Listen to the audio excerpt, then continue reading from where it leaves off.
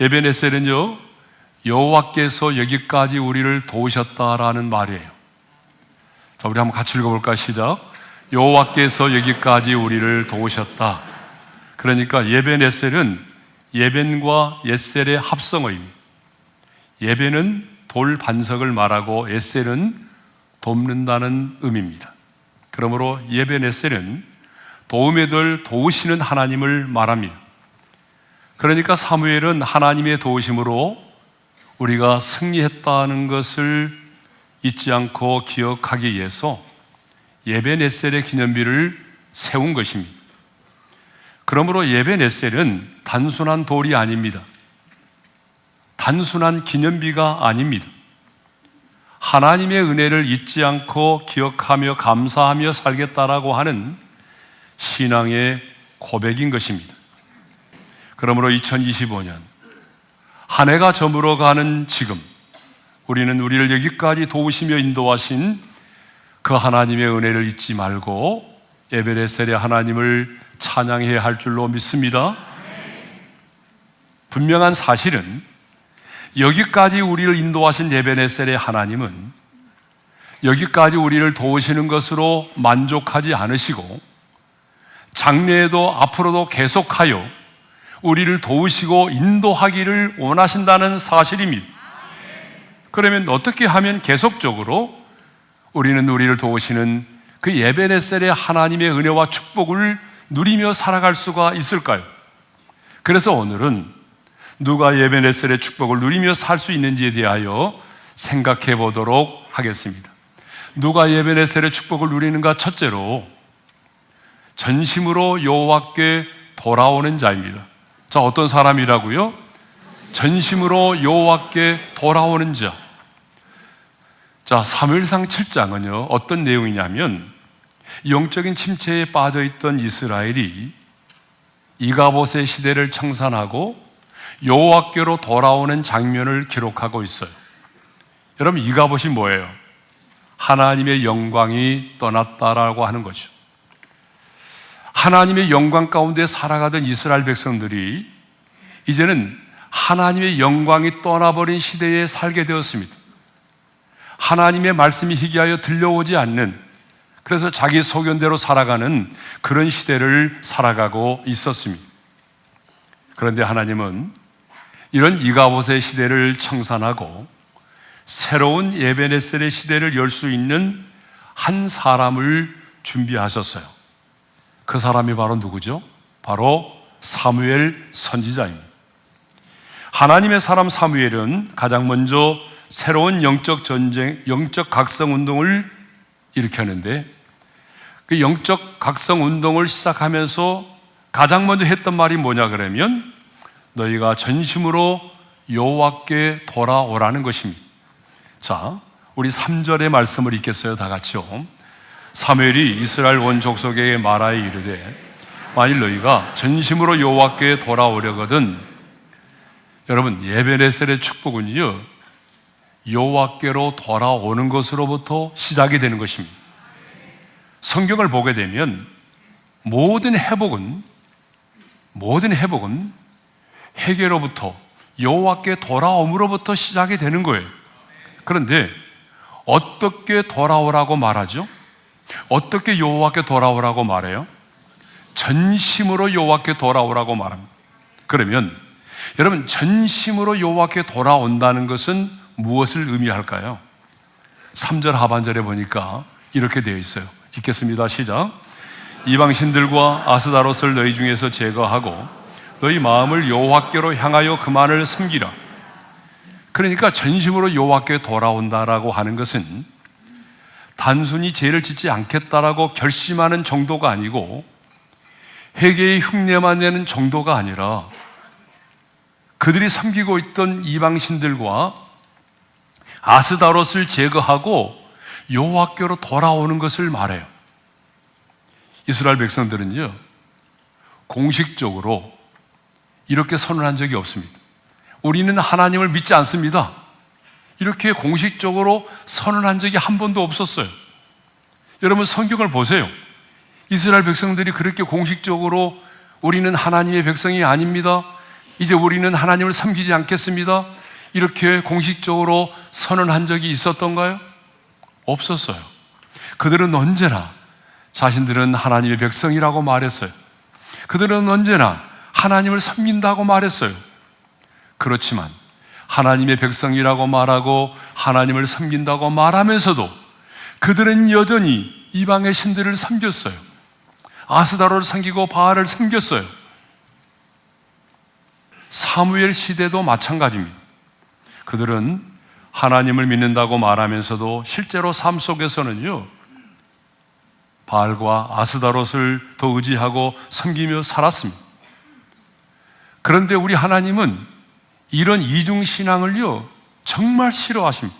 용납하지 않으세요. 그래서 사무엘상 8장 7절과 8절을 보게 되면 이렇게까지 말씀을 하십니다. 그들이 나를 버렸다. 그들이 나를 버렸다. 그러므로 사무엘은 이제 회개의 흉내만 내지 말고 너희 중에 있는 이방 신들과 아스다롯을 실제로 제거하고 전심으로 여호와만 섬기라는 거예요. 그리고 너희 마음을 여호와께로 향하여 그만을 섬기라고 말하죠. 이 말은 무슨 말이죠? 두 마음을 품지 말고 여호와 하나님만을 바라보고 그분만을 의지하며 그분만을 섬기라는 거예요. 그런데 하나님은 이렇게 전심으로 여호와께 돌아오라고 말씀만 하지 않으시고 말씀의 순종에 대한 약속을 하셨어요. 자, 우리 그 약속이 뭔지 같이 읽겠습니다. 다 같이요.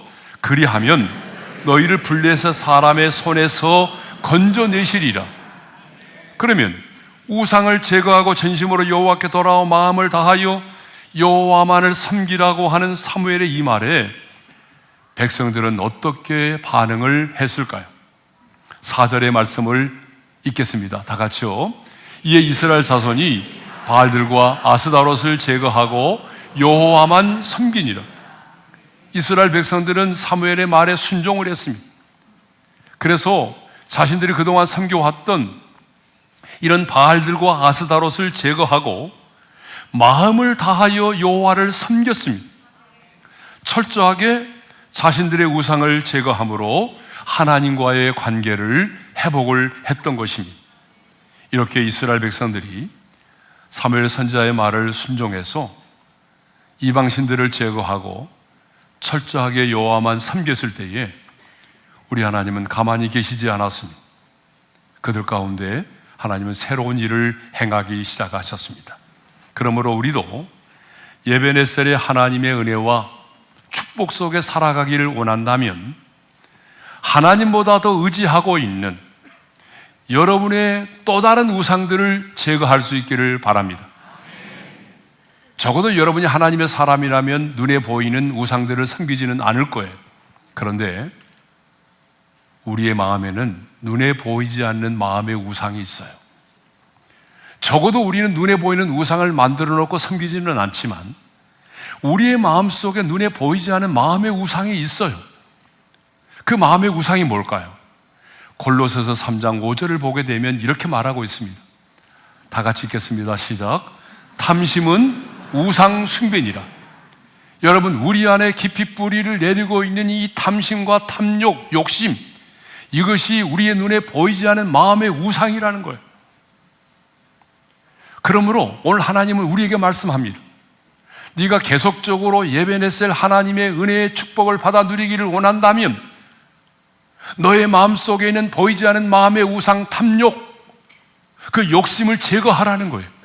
야고보 기자는 이렇게 말합니다. 욕심이 잉태한 즉 뭘 낳고? 죄를 낳고 죄가 장성한 즉 사망을 낳는지라. 그러므로 여러분, 이제 우리가 한 해를 마무리하는 시점인데 새로운 새해를 맞이하기 전에 여러분의 마음속에 있는 이 보이지 않는 마음의 우상, 탐욕을 십자가에 못 박을 수 있기를 바랍니다. 그렇게 하나님을 예배하면서도 우리는요, 마음의 우상을 버리지 못했어요. 우리의 마음속에는 이 탐욕 때문에 온전한 11조를 드리지 못하는 사람들이 얼마나 많이 있어요. 여러분의 마음속에 있는 탐욕, 그 보이지 않는 마음의 우상을 십자가에 못 박을 수 있기를 바랍니다. 두 번째로, 누가 에베네셀의 축복을 누리느냐? 기도로 하나님을 찾는 사람. 자, 우리 5절의 말씀을 함께 읽겠어요. 다 같이요. 사무엘이 이르되 온 이스라엘은 미스바로 모이라 내가 너희를 위하여 여호와께 기도하리라 하매. 사무엘은 이스라엘 백성들을 미스바 광장으로 모이게 했어요. 이스라엘 백성들을 미스바 광장에 모이게 한 다음에 이렇게 말합니다. 내가 너희를 위하여 여호와께 기도하리라. 백성을 대신하여 간절히 기도하겠다라고 말하죠. 그리고 8절도 보게 되면 블레셋 사람들이 쳐들어왔을 때 이스라엘 백성들은 사무엘 선지자에게 이렇게 간청을 합니다. 우리 8절 하반절의 말씀을 함께 읽겠습니다. 다 같이요. 당신은 우리를 위하여 우리 하나님 여호와께 쉬지 말고 부르짖어 우리를 블레셋 사람들의 손에서 구원하시게 하소서. 그들은 사무엘이 기도의 사람인 걸 알았어요. 그래서 블레셋 사람들이 쳐들어왔을 때도 사무엘 선지자에게 우리를 위하여 쉬지 말고 간절히 기도해 줄 것을 부탁을 했어요. 그러면 여러분, 사무엘만 기도했나요? 아니에요. 사무엘만 기도한 것이 아니라 미스바 광장에 모인 이스라엘 백성들도 하루 종일 금식하면서 하나님 앞에 기도했어요. 자, 우리 6절 상반절의 말씀을 읽겠어요. 시작. 그들이 미스바에 모여 물을 길어 여호와 앞에 붓고 그냥 종일 금식하고 거기에서 이르되 우리가 여호와께 범죄하였나이다 하니라. 여러분, 사무엘만 기도한 게 아니에요. 그 광장에 모인 이스라엘 백성들 역시 하루 종일 금식하면서 우리가 여호와께 범죄하였나이다 회개의 기도를 드렸습니다. 자신들의 죄를 자백하면서 회개의 기도를 드렸어요. 그냥 금식만 하는 것이 아니라 우리가 여호와께 범죄했습니다 라고 하면서 회개의 기도를 드렸습니다. 그런데 특이한 게 있어요. 그냥 금식하며 회개의 기도를 드린 것이 아니라 물을 길어서 여호와 앞에 부었대요. 물을 길어서 여호와 앞에 붓고 금식하면서 회개의 기도를 드렸어요. 여러분, 물을 길어서 여호와 앞에 붓는다라고 하는 것은 정결을 의미하기도 하지만 마음을 하나님 앞에 쏟아 놓는 것을 의미합니다. 무슨 말입니까? 물이 가득 담긴 그릇을 쏟아 부으면 남아있는 것이 아무것도 없는 것처럼 우리가 하나님 앞에 회개의 기도를 드릴 때는요, 우리의 마음속에는 물을 쏟아 붓듯이 남기거나 숨기지 말고 체면을 따지지 말고 있는 모습 그대로 회개의 기도를 드려야 한다는 거예요. 여러분, 다윗을 보십시오. 다윗은요, 우리가 지을 수 없는 끔찍한 살인죄와 간음죄를 지었던 사람이에요. 그런 엄청난 죄를 지었지만 그는요, 어떻게 회개했어요? 자신의 침상에 눈물에 적시도록 간절히 회개했어요. 그래서 그는 하나님의 마음에 합한 자가 되었던 것입니다. 여러분, 예수님의 수제자 베드로는요, 예수님을 모른다고 3번이나 부인하는 끔찍한 죄를 지었잖아요. 그렇지만 그가 회개했을 때에 그는 초대교회의 위대한 지도자가 되었습니다. 방탕한 삶을 살았던 오거스틴도 회개하고 돌아왔을 때에 그는 성 오거스틴이 되었습니다. 하나님은요, 회개하는 자를 찾으십니다. 하나님은 회개하는 자를 도우십니다. 하나님은 회개하는 자를 크게 사용하십니다. 우리가 죄를 자백하면 주님은 기다렸다는 듯이 우리 죄를 사하시고 모든 불의에서 우리를 깨끗게 하시는 것입니다. 우리 요한일서 1장 9절의 말씀을 읽겠습니다. 다 같이요. 만일 우리가 우리 죄를 자백하면 저는 미쁘시고 의로우사 우리 죄를 사하시며 우리를 모든 불의에서 깨끗하게 하실 것이요. 하나님은요, 우리가 죄를 회개하지 않아도 우리가 지은 죄를 다 알고 계십니다. 하나님은 우리 죄를 몰라서 회개하라고 말씀하는 게 아니에요. 우리가 또한 회개한다고 해서 하나님이 더 거룩해지고 영광을 받으시는 것도 아니에요. 그럼에도 불구하고 성경을 보게 되면 하나님께서 계속해서 우리에게 회개를 촉구하십니다. 왜 하나님이 회개하라고 하신지 아세요? 하나님이 우리에게 회개를 요구하는 것은 하나님 자신을 위해서가 아니라 우리 자신을 위해서입니다. 우리를 축복하시기 위해서, 하나님과 우리와의 관계를 회복시키기 위해서, 그리고 그 죄와 죄책감으로부터 우리를 자유케 하시기 위해서, 더 나아가 영적인 전쟁에서 사탄의 참소를 막아내도록 하기 위해서 하나님은 우리에게 그 죄를 회개하라고 요구하는 거예요. 그러므로 여러분, 회개는 부끄러운 것이 아닙니다. 제가 말씀드렸잖아요. 회개는 하나님께서 죄인된 우리에게 주시는 특별한 은총입니다. 그러므로 여러분, 회개하는 것을 부끄럽게 생각하지 마십시오. 여러분, 인생의 반전을 원하십니까? 예배네셀의 축복을 누리기를 원하십니까? 그렇다면 여러분, 기도하십시오. 기도의 무릎을 꿇으세요. 하나님의 얼굴을 구하세요. 그런데 그냥 기도하지 말고 여러분, 철저하게 내가 여호와께 죄를 지었습니다. 여러분의 마음속에 있는 죄악들을 토설하면서 철저하게 죄를 회개하면서 기도하시기를 바랍니다. 자, 마지막 세 번째입니다. 누가 예배네셀의 축복을 누리는가? 세 번째는 온전한 번제를 드리는 자입니다. 자, 어떤 사람이라고요? 온전한 번제를 드리는 자. 9절의 말씀을 우리 함께 읽겠습니다. 시작. 사무엘이 젖먹는 어린 양 하나를 가져다가 온전한 번제를 여호와께 드리고 이스라엘을 위하여 여호와께 부르짖음에 여호와께서 응답하셨더라. 사무엘은 이스라엘 백성들이 미스바 광장에 모여 있을 때에 젖먹는 어린 양을 가져다가 온전한 번제를 드렸습니다. 그리고 이스라엘을 위하여 여호와께 간절히 기도했습니다. 그리고 하나님은 그 기도에 응답해 주셨습니다. 그런데 놀라운 사실은 더 중요한 사실이 있습니다. 그 기도에 응답 이전에 사무엘이 뭘 했다고요? 여호와께 온전한 번제를 드렸다는 것입니다.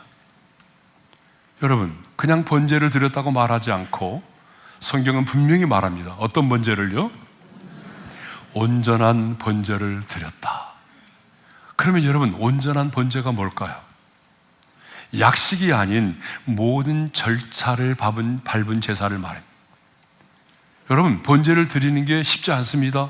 흠없는 어린 양을 치해야 되고요, 그리고 거기에다가 또 안수를 해야 되고 각을 뜨고 제단에 올려서 제물로 태워 드려야 돼요. 온전한 번제를 드렸습니다. 약식으로 대충 드리지 않았습니다. 여러분, 이 온전한 번제는 오늘로 말하면은 어떤 거죠? 신령과 진정으로, 영과 진리로 하나님을 예배했다는 것입니다. 다시 말하면 마음과 뜻과 성품을 다하여 하나님을 예배했다는 것을 의미합니다. 여러분, 지금까지 이스라엘 백성들은요, 수없이 많은 제사를 드렸습니다. 수없이 많은 번제를 하나님께 드렸습니다. 그런데 그들은 온전한 번제를 드리지 않았습니다. 그렇게 많은 제물을 태워서 하나님 앞에 드렸지만 그들의 마음은 하나님과 멀어져 있었습니다. 그들은 어쩔 수 없이 형식과 습관으로 제사를 드렸습니다. 그런데 사무엘은 지금 온전한 번제를 하나님께 드렸어요. 그런데 더 중요한 게 있어요. 사무엘이 언제 온전한 번제를 드렸느냐는 것입니다. 어느 때에, 어떠한 상황에서 사무엘은 이 온전한 번제를 드렸느냐는 것이에요. 자, 우리 말씀을 먼저 읽겠습니다. 7절의 말씀을 읽겠습니다. 다 같이요. 이스라엘 자손이 미스바에 모였다 함을 블레셋 사람들이 듣고 그들의 방백들이 이스라엘을 치러 올라온지라. 이스라엘 자손들이 듣고 블레셋 사람들을 두려워하여. 어떤 상황이죠? 블레셋 사람들이 쳐들어왔어요. 이스라엘 백성들이 광야에 모여있다는 소식을 듣고 난 다음에, 미스바 광장에 모여있다는 소식을 듣고 난 다음에 블레셋 사람들이 이때다 싶어가지고 쳐들어왔습니다. 전쟁이 일어난 겁니다. 블레셋 사람들이 급습을 해왔어요. 그래서 사람들이 그 모습을 보고 놀라서 두려워 떨고 있습니다. 그 상황입니다, 여러분. 적군이 쳐들어왔어요. 그래서 블레셋 사람들이 쳐들어왔다는 소식을 듣고 백성들이 막 두려워 떨고 있습니다. 이제 우리가 어떻게 해야 되나? 우리가 도망을 가야 되나? 우리가 어떻게 해야 되지? 이렇게 두려워 떨고 있는 상황 속에서 사무엘은요, 온전한 번제를 드렸습니다. 왜 그랬을까요? 사무엘은 알았습니다. 지금 이 상황 속에서 가장 무엇이 중요한지를, 지금 이 상황 속에서 하나님께 예배를 드림이 가장 중요하다는 사실을 알고 있었습니다. 사무엘은 예배의 소중함을 알고 있었습니다.